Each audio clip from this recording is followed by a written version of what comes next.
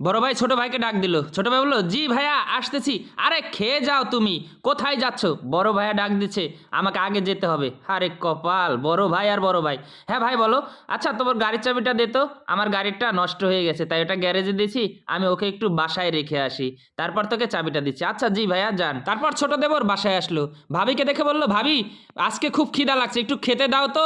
ভাবি তখন বলল, আরে ভগবান তো দুইখান হাত দিয়েছে, কিচেন রুমে রান্না আছে, ওখান থেকে খেয়ে নাও। খালি দিনভর খাই খাই খাই।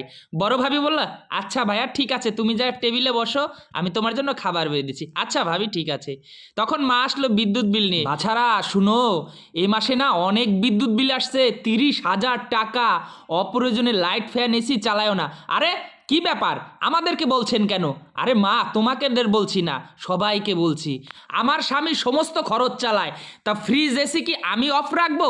কখনোই না, সবাই অফ রাখবে, আমি চালাবো। এই শুনো, আমি আর এরকম করলে কখনোই থাকতে পারবো না। সারা বাড়ি তোমার ইনকামে চলে, কিন্তু তোমার কথা সবাইকে শুনতে হয় না, তোমাকে কথা সবাই শোনায়। এভাবে চলতে থাকলে আমি আর এই বাড়িতে থাকবো না, আমি চলে যাব, তুমি থাকো তোমার ভাই মা বাবা নিয়ে। তখন স্বামী বেচারা অসহায়। তখন সবার মাঝে আসলো, ভাই আর আম্মু ও একটু বাবার বাড়ি যাবে। শাশুড়ি বলল, হ্যাঁ যাক, সমস্যা নাই, ও তো অনেক দিন যাবত আসতে যায় নাই, বেড়ায় আসুক। বড় ভাবি বলল, আচ্ছা ঠিক আছে আমি প্যাক করে দিচ্ছি, তোরা রেডি হ। ভাবি আপনার ব্যাগ প্যাক করতে হবে না, ও আর কোনোদিন আসবে না। কি বলো এসব বৌমা, কেন আসবে না? কি হয়েছে তোমার? এটা নিয়ে মন খারাপের কি আছে? কি হয়েছে আমাকে বুঝাই বলো।